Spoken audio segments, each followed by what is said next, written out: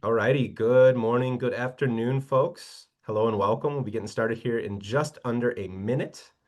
I would recommend grabbing something to write with, something to write on. So we listen to Kristi share her insights and wisdoms in regards to communication and the clarity surrounding that, especially in the workplace. So good afternoon, good morning. For those of you who are just joining us here today, we'll be kicking off in here just under a minute. If you haven't yet, I recommend grabbing something to write with, something to write on. So we tune in and listen to Kristi talk a little bit about the art of clear communication. All righty, I am showing noon on the dot, so we will go ahead and kick things off. Hello, everyone, and welcome to the American Family Insurance Dream Bank, where we believe in the transformative power of dreams. My name is Andy Frisky. I'm a member of the Dream Bank team, and so excited to have you all with us here today. And as we get started, we always like to learn where our community of dreamers is joining us from. And if you're comfortable in doing so, I highly encourage you drop in the chat where you're tuning in from today. I'm in the heart of Madison, Wisconsin. It's sunny today, and we've got the fall vibes in full effect. High 50s, low 60s. I'm not ready for the end of summer yet, but with football season and fall right around the corner, it seems very fitting. So for those of you maybe who have attended our virtual or in-person events in the past, welcome back. And for anyone who is joining us for the first time, we'd love to take a few moments here and introduce you to DreamBank. So here at American Family Insurance, life's better when you're under a roof, because when you feel totally supported and protected, any dream is possible. And that's why we created DreamBank. It's an inspirational and community destination and virtual experience that's designed to help people pursue, achieve, and protect their dreams.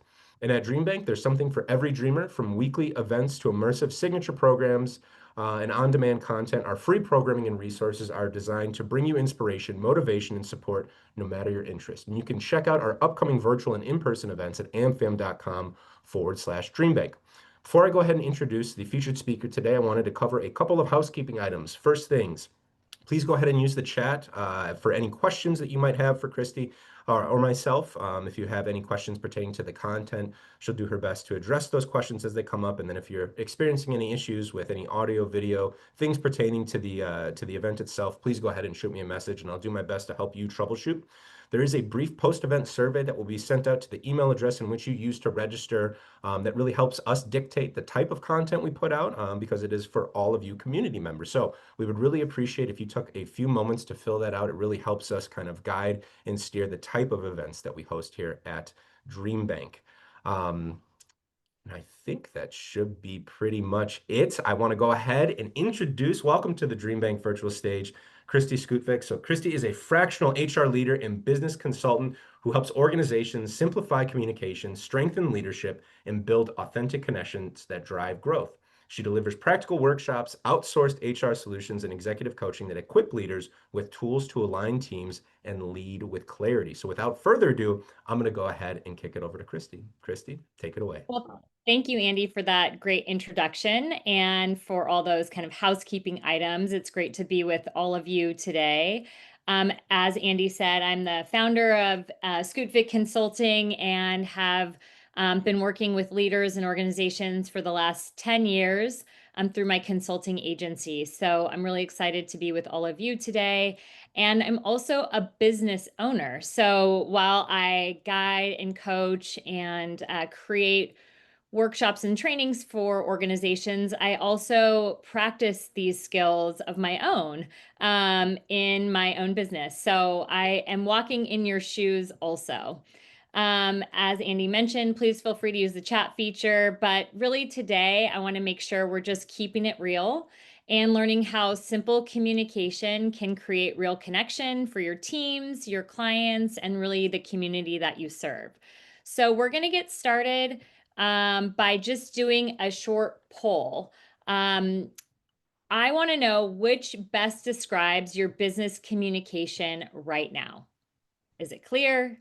It could be better, or is it a total word salad?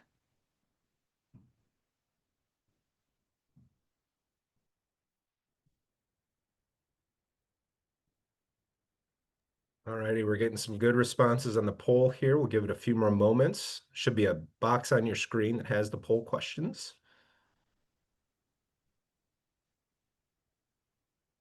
Oh, we got one clear as a bell. Well, that's good. I'd love for you to chime in too as I'm going through this, if there's anything to add in the chat. But most of you are saying, meh, could be better, which is likely why you're here today. So I'm hoping you walk away with one nugget of information, just micro improvement that will help you improve your communication, provide better clarity to those that you're serving. So we will get back to it.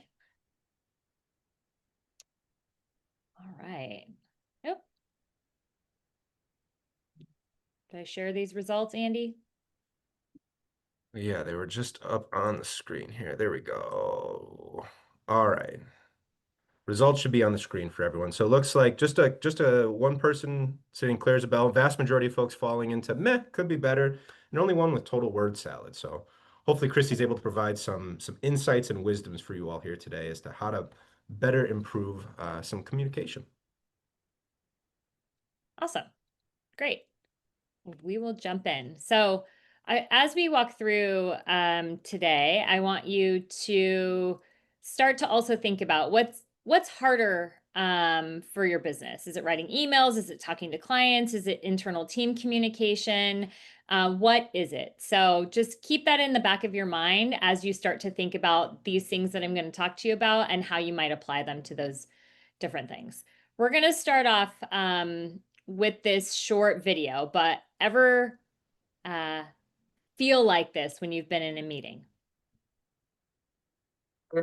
Hey, Greg, just wanted to circle back on that Q3 forecast and try and land the plane from a KPI standpoint. Look, Patrick, you want a win-win, but I'm burning the candle at both ends here. Tell you what, let me easily put you on a quick hold and touch base with Darren using Zoom phone.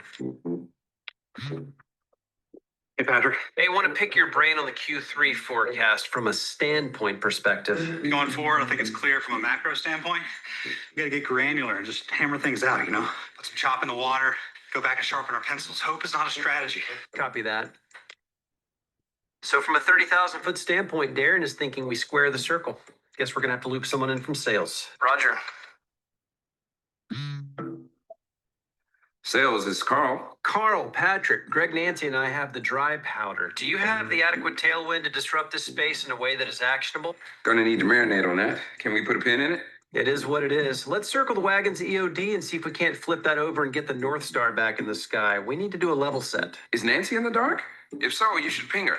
Roger that. Copy that, Roger. Roger that copy of my Roger. Nancy's office. Zane, we're getting some pushback on the circle back of our initial push. Is Nance available? Let me transfer you on Zoom phone. Tell me something good.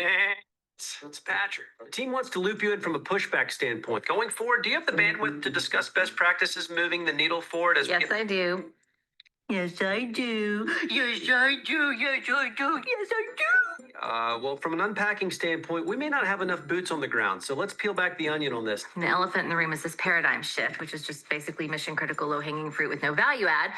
So, seal the deal, gather the troops, and let's aim for the win-win. Copy. Roger that, cop. All right. I think you guys get the point. But have you ever felt like there's a communication you've been a part of that's been like this?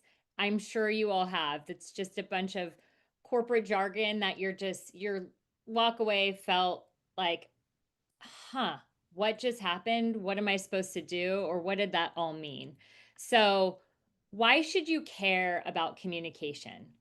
It's about building connection and trust. So every conversation, every email, every proposal is a chance to either connect or confuse someone. It's an opportunity to build or break that connection. So if you could drop in the chat one word, what feeling do you want people to have after interacting with your business? I want you to think about, when communication is simple, people feel seen, heard, and understood. And so the feeling people walk away with is really what they believe about you, your brand, those that they're interacting with, and what they might take action on in the future. So I'm seeing supported, clarity, authenticity, empowered, trust. So these are all things that we're going to talk about today. And you can incorporate and utilize as you communicate in the future.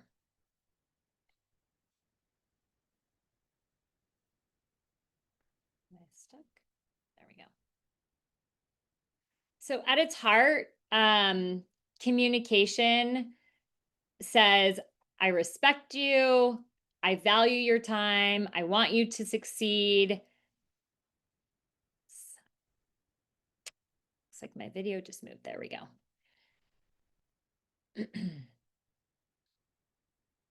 And it's not just a nice thing to do, it really is a core strategy to your business. So I see this all the time. Like for teams, no one's left guessing what they're supposed to do if there's clear communication and they feel connected. For clients, they get your value. They feel those things that you put in the chat. And for the community that you serve, you become a brand that people might trust or recommend or become a referral. And then you connect with people that you want to be working with. But we often forget about all these things because we're either too busy, we don't know how. What I find many times is I've been kind of stewing over information in my head. And when I go to communicate it, I'm in the middle of the story. Instead of going back to when I started thinking about the idea or what I needed to communicate, because whoever I'm communicating to doesn't understand that buildup that I've been having in my own head. So you have to remember to go back to the beginning to build that trust, to create those connections, and again, to help people feel seen, heard, and understood. But so oftentimes we go wrong, right? Look at the video we just watched. It's like we learn new words or new words are incorporated into our business or from an outsider's perspective, or for those of you who have teenagers, you might hear new words. And then we feel like we have to use them. I don't know if it's because we feel like we have to remain relevant, we have to sound smart. There's many things that might be driving that, but we tend to get fancy instead of keeping it simple. So these big words, these long explanations, these endless slides, instead of having a real conversation to connect with somebody and truly keeping it super simple. We get scared. So I often, when I coach folks, I will talk about communication and read through communication, help them edit their communication. And I at one point had somebody kind of look at me and said, I'm embarrassed. And I said, why? And they said, because this is so simple. I should have known this from the beginning. It seems too obvious how simple this is and how simple this communication is. And when we really started talking through it and got down to it, that's what needed to go out for people to understand the point that they were trying to get across. We don't want to throw around jargon like it's confetti. We just want to keep it super simple. Because we want to say something, communicate something, people receive it, feel it, and then take action. That's typically why we're communicating something. But often somebody, like I said, this person mentioned to me they felt embarrassed. It doesn't mean dumb, it means powerful. If you can communicate something strongly, that's very simple, and there's action taken, that can be very powerful for you, your business, your internal team.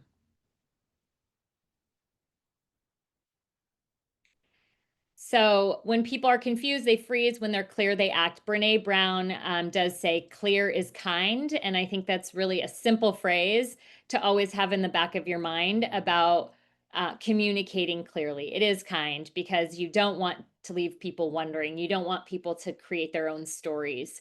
You want them to act, and that's kind when you clearly communicate something. So this is just a quote, but I'm often reminded by my husband that communication is with the listener.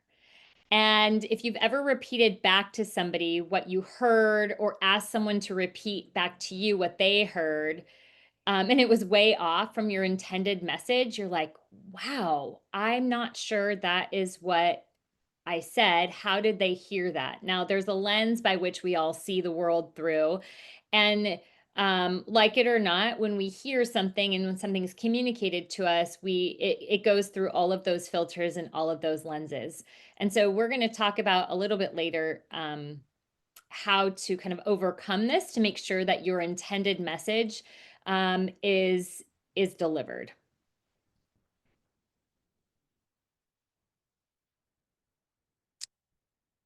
So here are some of the basics of clear communication. Speak human. You're not a robot. You're not just trying to get through the motions, but use conversational language instead of jargon. Again, the reason I show that video at the beginning is truly because I'm certain many of you have been in conversations where you're like, time out, stop. What are you really trying to say? Use it in plain terms, use simple terms.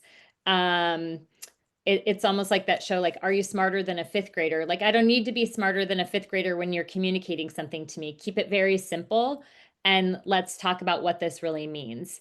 If you do choose, or the context creates a situation where you do need to use a big word, know what you're using and then explain it right away. Or if you have the opportunity ahead of time to replace it with something more simply that is more understandable to the audience that you're serving, go ahead and do that. So I'm not saying stay away from every, big or complicated word out there, but just know that who your audience is, and if they're not going to understand it, to go into a little bit more detail about it. Be concise. So get to the point without over explaining.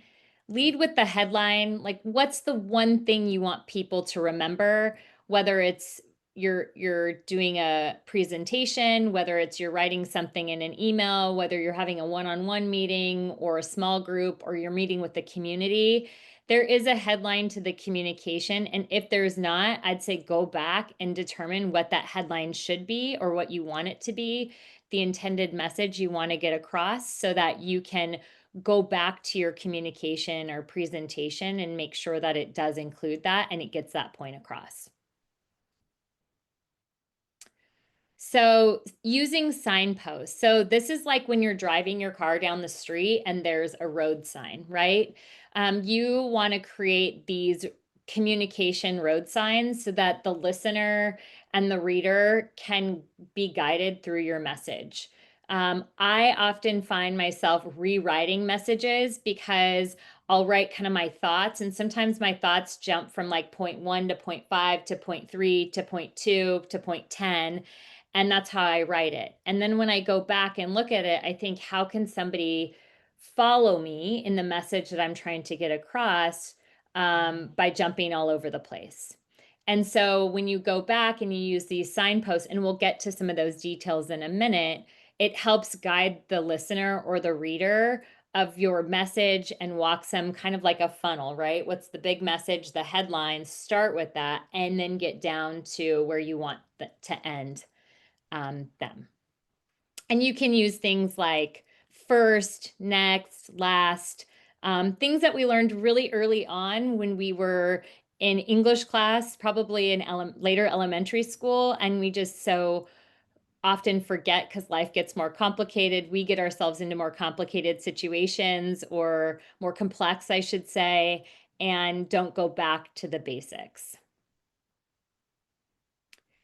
And then don't forget visual and verbal clarity. So many folks, they like reading, but what helps things sink in or understand is diagrams or lists or that provide the clarity that they need. So if there's a chart that can go along with the words, this obviously depends on what you're communicating and how you're communicating it. You're not going to create a chart for every, one-on-one conversation that you're having, or for every community event that you're in. But when the opportunity presents itself to combine that, and if that creates more clarity in your communication and getting your point across, I would strongly suggest that you do combine that.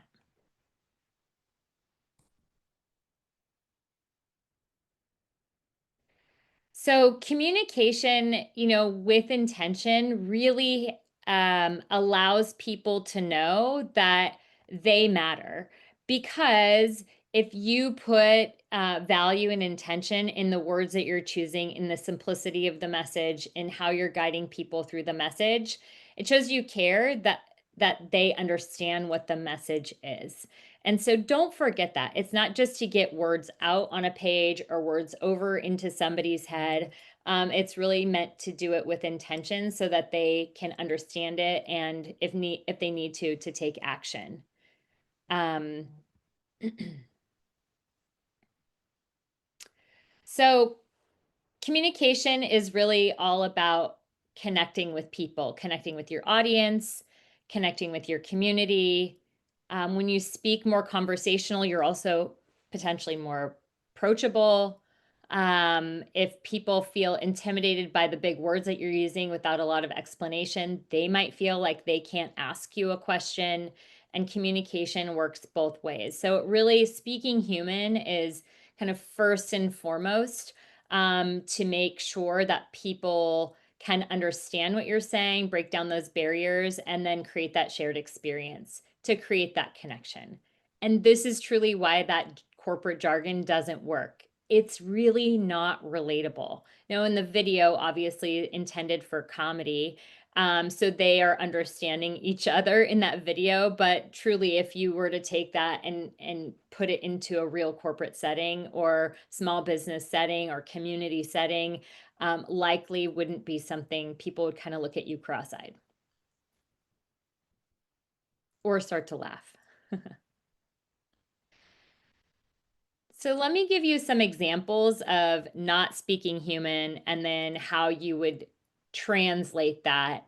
And these are just intended for example purposes, but when you start to look at the communication that you are putting out there, I want you to consider these things of how simple speaking human is and then not speaking human, for lack of better terms.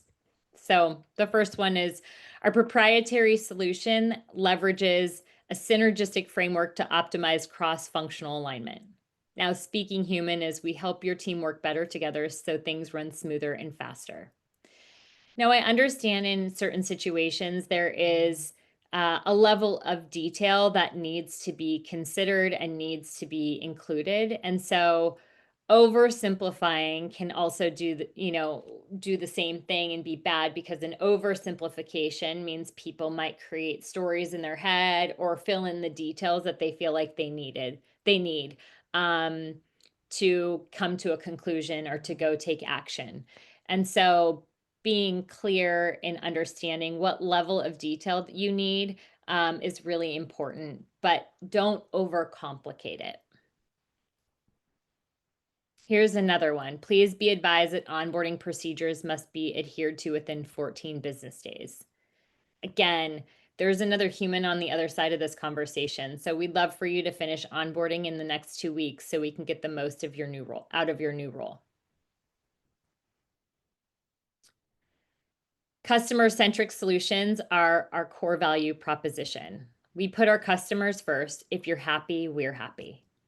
So Andy and I were talking before we got the presentation started, and we'll get into tools in a minute that will help with communication. But, sometimes we're in our head about this. Again, as I was mentioning, we've kind of thought through a communication or worked through it for a bit. And then we go to communicate it and it still seems very complicated.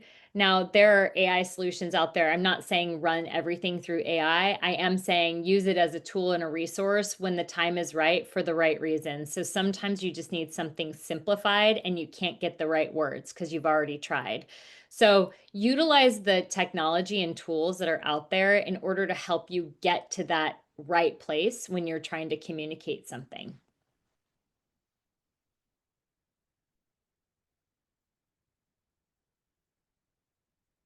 So being concise is say more with less and getting to the point. So if any of you have ever read 7 Habits of Highly Effective People, listened to the videos, on YouTube or gone through any of those trainings, this is really in line with Habit 2. It's not exactly Habit 2, but it's in line with it. That's beginning with the end in mind.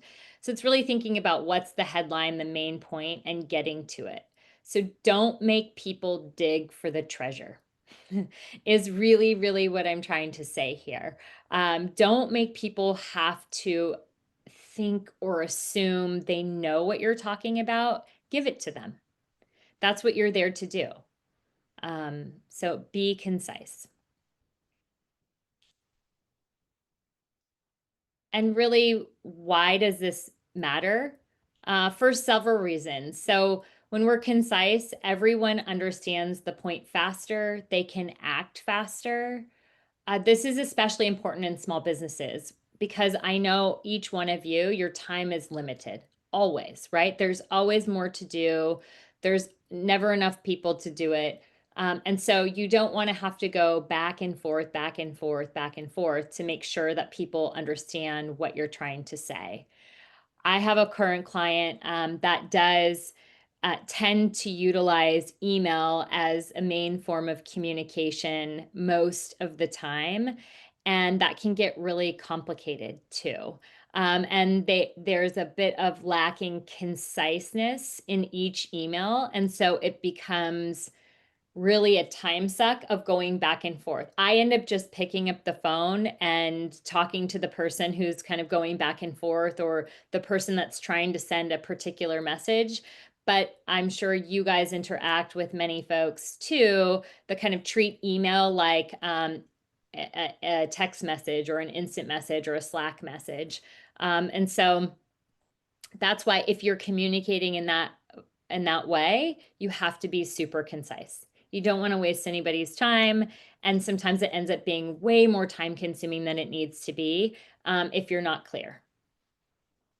Reduces misunderstandings. The last thing you also want is somebody to take your message and then go act on it, but you weren't concise. So they acted in the wrong manner or did something different than what your intention for them was.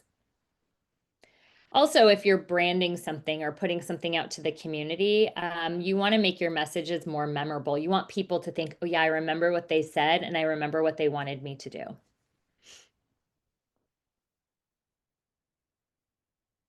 So how do you do this? So some of you are probably thinking, this all sounds super great.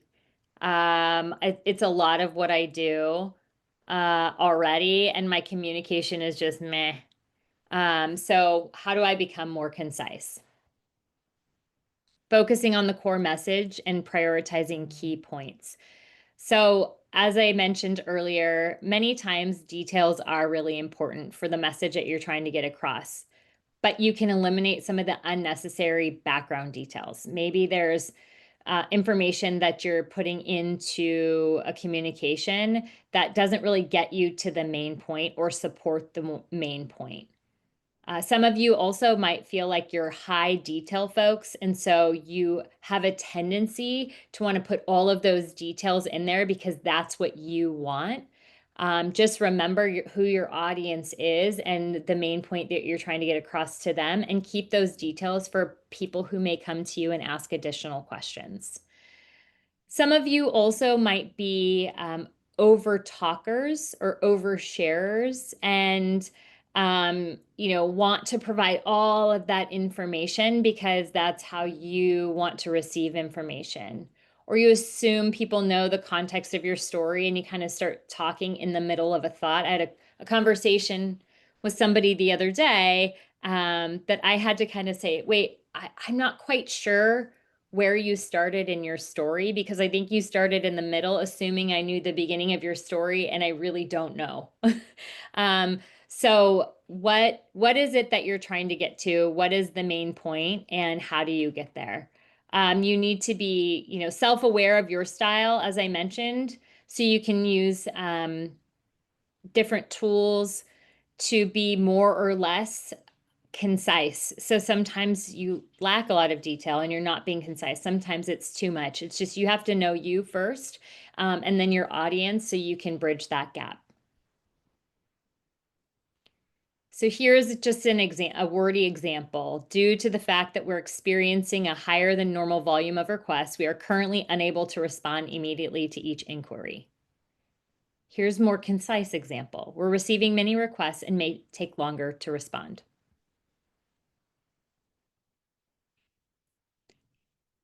Use short sentences and simple words. They're easier to understand. They help you speak more human. You don't sound like a corporate robot. So here's a wordy example. We should synergize our initiatives to optimize cross-functional engagement. Let's work together to improve teamwork. So avoid that jargon and long phrases. I'm sure each of you, I've done this myself and I've run into this working with other people, is somebody's trying to get their point across and they kind of just run on and on and on and on and on. Similar to somebody putting like everything that they want to tell you into the subject line of an email. You want to be concise. You want them to understand what the email's about, and then you want to put just the right amount of detail to get to the main point. Otherwise, you're going to lose them.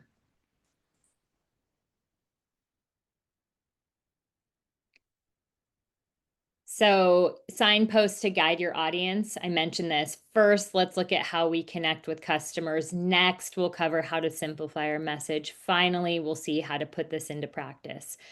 There's transitions and relationships. On the other hand, as a result, here's the key takeaway. Point it out for people. If it's not super clear, because there is a lot of detail, don't be afraid to spell it out. Say it. You don't need to keep people guessing, but these signposts guide the audience and really help people follow along and understand where you're going and stay oriented throughout the entire message. So it is the roadmap. Think about, looking at your phone of where the destination that you're going, and you map it out and they give you directions. This is the same thing. Otherwise, people may get lost. And then summarize or preview. So far, we've covered 2 ways to make communication easier. Now let's move to the third, right? You can visually even use arrows or some sort of visual diagram to move people through the steps.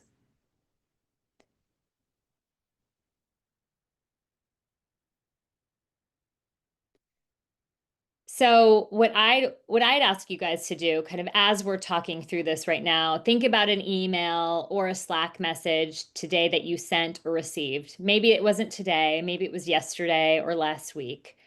And at some point today, go back to that message, whether it be right now or it be later in the day, and rewrite it in 3 to 5 concise sentences using signpost. So here's what I mean. Use the guide through. First, next, finally. Transitions and relationships. Emphasize the key points. And then summarize or create a preview. This keeps it really, really simple. And if you follow this structure, it should help get you to the main point and the intended message that you're looking for. I know you'll find that you can be more human, cut out words, and more clearly outline the key points. Andy and I were talking about this before we started this presentation of kind of going back to an email.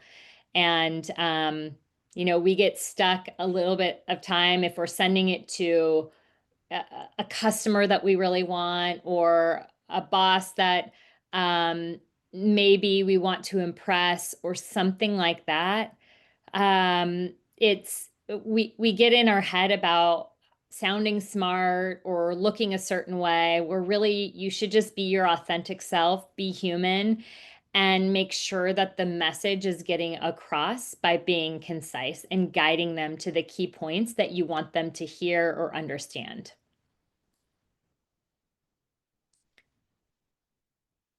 This is how you'll get there. So while I've told you kind of these things to make sure that you incorporate and that you do in your communication, this is how you actually do it. So you need to edit it and edit it ruthlessly. So many of you maybe have heard the 80-20 rule when it comes to like the work that you're doing. This is the 50-20 rule, and I'll explain it in a minute. But editing ruthlessly is really stripping your message down to its essence. Like if a word, a phrase, a sentence doesn't serve a purpose, just get rid of it. Why do you have it there? Or maybe you're trying to say something else and that doesn't support the main point or the essence of your communication. So just be really intentional about what it is. So here's the 50-20 rule.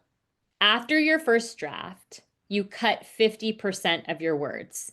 So Andy was saying he was doing this and there was like a whole bunch of adjectives he had included and didn't really need to get his message across. It was just kind of more of like a word salad mixed in there. And maybe that was because he was trying to show emotion. Maybe he was trying to exaggerate a point, right? There's many reasons that we add these words in there. Many times it's because it's like how we talk. And so we'll write how we talk, and that doesn't always come across in written communication. So once you cut the draft, 50% of your words, review again and cut 20 more. Some of you are like, oh my gosh, I'm going to have 2 words on a page. That's not what I mean. So just, what I'm saying is skinny it down to what you're really trying to get across. Again, the goal is every word should have a purpose. There shouldn't be fluff or filler. I'm not saying don't be kind. I'm saying be clear. So here's another example. Due to the fact that our sales numbers are increasing at a rapid pace, we're currently facing challenges with managing inventory effectively.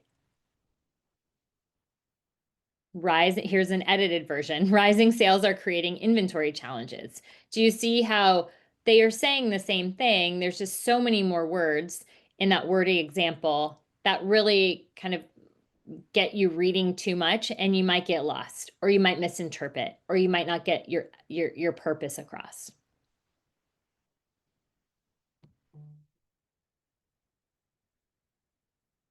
Also, we tend to have kind of this word salad communication because there's things like I showed in the video. You want to be clever, right? Or funny, and that's all good and fine because that's part of being human and speaking human. But truly the goal is clarity. So the goal isn't to be clever, it's to be clear. Less really is more when you want people to understand what you're saying and take action on it. So while clever language sometimes might impress, your message might get lost. So you have to know the right time and place to be clever versus clear. You don't want your audience to start laughing at something, but then really not understand what the point that you're trying to get across or what you want them to take action on. You also might lose trust, right? Because if you're telling a joke as it relates to something, they might start to not understand and then lose trust that you know what you're talking about. So brevity truly is bliss. Don't get me wrong. Clever phrases are tempting. Jokes are very tempting and funny. And sometimes there is a time and a place.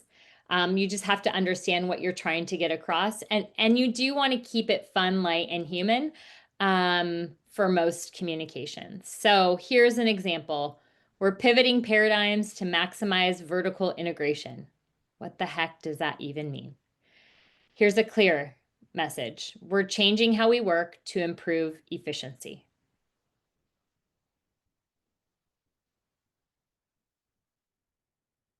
So here's what I want you to remember is that every word counts. So when I say clear and concise, it's because there's purpose behind the words that you're using. So if something doesn't serve your message, cut it out, reword it, make it more clear, make it more concise. Clear beats clever every time.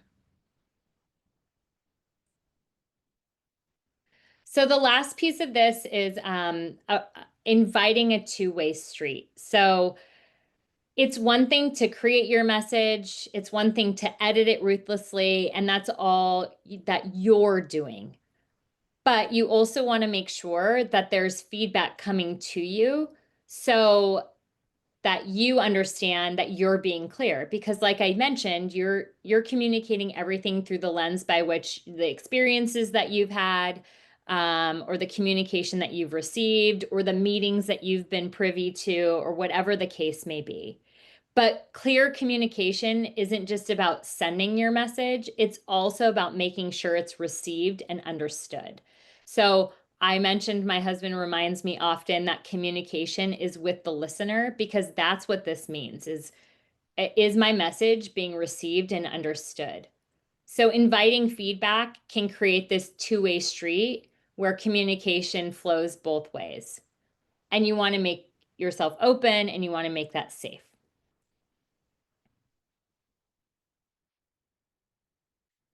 So you want to ask questions if you're communicating something. You want to ask questions to confirm your understanding. A lot of times, feedback I will get is, well, if I ask questions, it feels like I'm interrogating somebody, or I have an ulterior motive. So ask questions always. Make it normal. You don't want people to misunderstand why you're asking the question. So simply tell them why you're asking the question. Make this part of your daily practice or how you do things.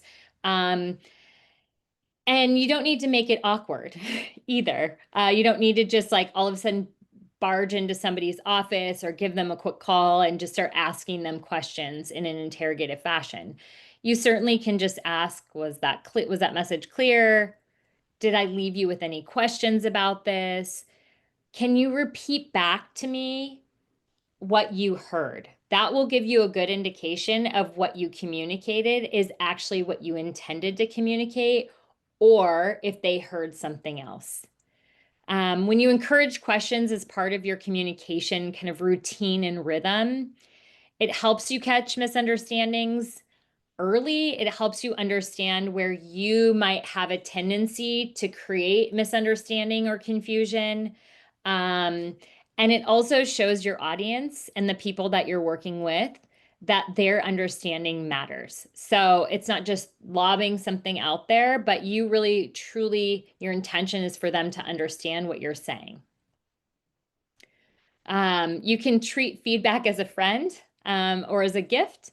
Every question or comment is really a gift. It tells you what's working for you, what you need to maybe tweak. And I really encourage you all to embrace it instead of fearing it. So perhaps what you've been used to doing is delivering instructions and moving on. And after, it's like, here's the plan. Was that clear? Do you see any potential challenges? Right? So you can really understand if what you delivered to the person that you want to take action is in fact what you intended, and if they are clear on what to go do next.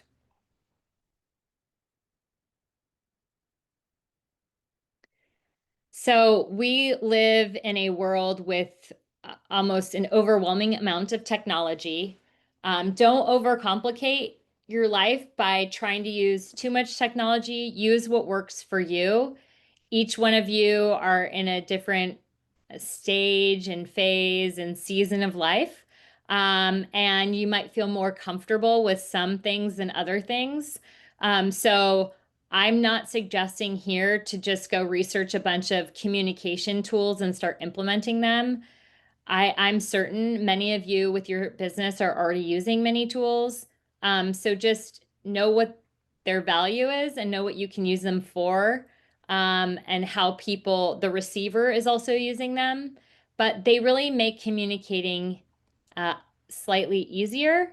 So here's some of the ways and tools that you can use. Live polls and chats, similar to what we did at the beginning of this training.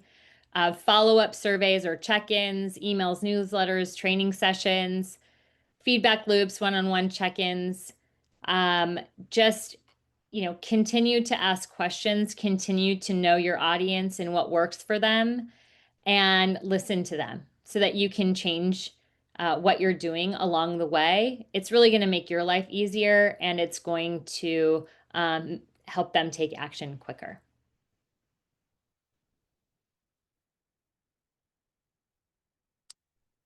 So how do you make this all stick, right? Inviting a two-way street really ensures your message is understood.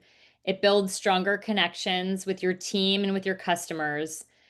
And the goal is dialogue, not monologue. So when you're just pushing information, it's really a monologue. And there is a time and a place for that. I know sometimes you want to just communicate something out and you're really not interested in feedback. Maybe it's a hard message. Maybe it's not something that you're interested in changing anything. So inviting feedback feels like you might have to make an adjustment and the business decision's already been made.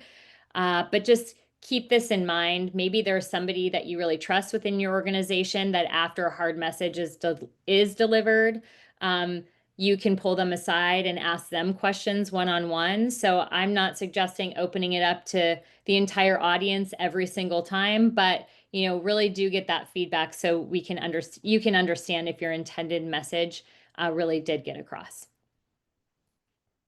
So when you're trying to, create that connection and make that communication stick, ask questions to confirm understanding. Again, treat feedback as a friend. Make asking questions normal and routine and use tools and techniques.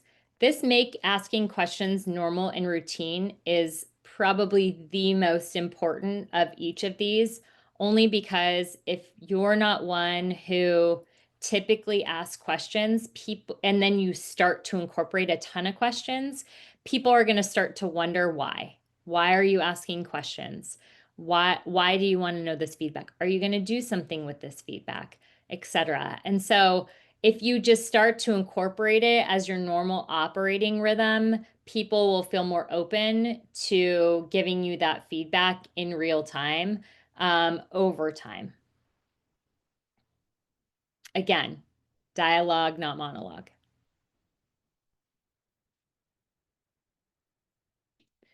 So you're all sitting here and you said, meh, my communication is, it's okay. So now what do I go do? Well, I always encourage to start small. It's like with any habit you want to change, you have to start small. You can't try to overhaul your communication all at one time because you really won't make it stick. It's the idea of kind of habit stacking and starting small. So this week, apply one principle immediately that you're going to start to work on or incorporate.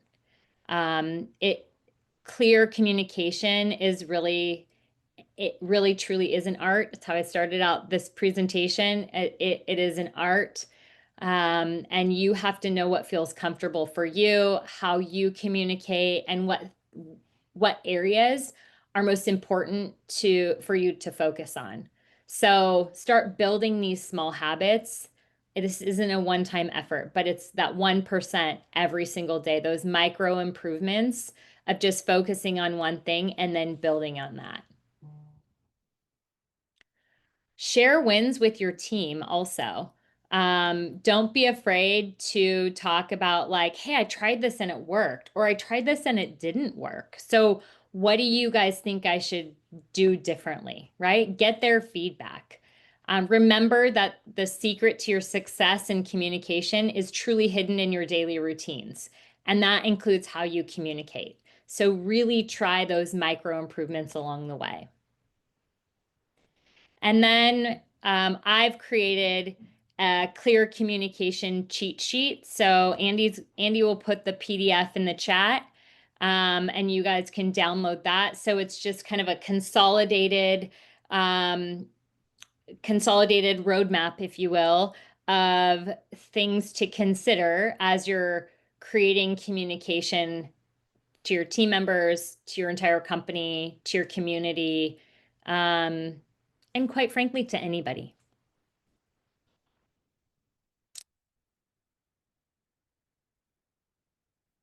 And that is what I have for you today. I'm not sure if there's any questions in the chat, but I'm happy to answer questions or talk through a scenario if there is one. We do have a few minutes left.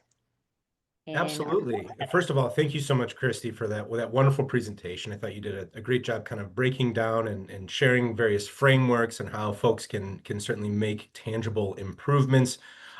Still a few moments here left to get those questions in, so please go ahead and populate them in the chat. If you do have some, we do have a question. Do you have any resources for practicing skill building with speaking concisely? I would download the clear communication cheat sheet and just, I mean, you can make several copies of it if you want and just start writing down following that framework. I think that's super helpful. And again, just like going back and editing to make sure that you are getting to your main point without using big words or lots of jargon or word confetti. That makes sense. A couple more questions that have come through. A suggestion kind of building on that last question that was asked. So this person suggested joining a Toastmasters club to practice both speaking and listening skills in a place that includes supportive feedback. So Absolutely. Absolutely. Yeah. Or like I mentioned, somebody who's within your organization or outside of your organization that's a mentor to you or that you're impressed by how they communicate. Lean on them. People love sharing wisdom and love sharing what's worked for them. So Toastmasters is great, or somebody within kind of your network. absolutely. Another question that had come through here. What if we're so used to quote unquote corporate speak that we struggle to figure out how to say something without sounding insufferable? I certainly can relate to this, but curious what sort of advice you have for this individual, Kristi.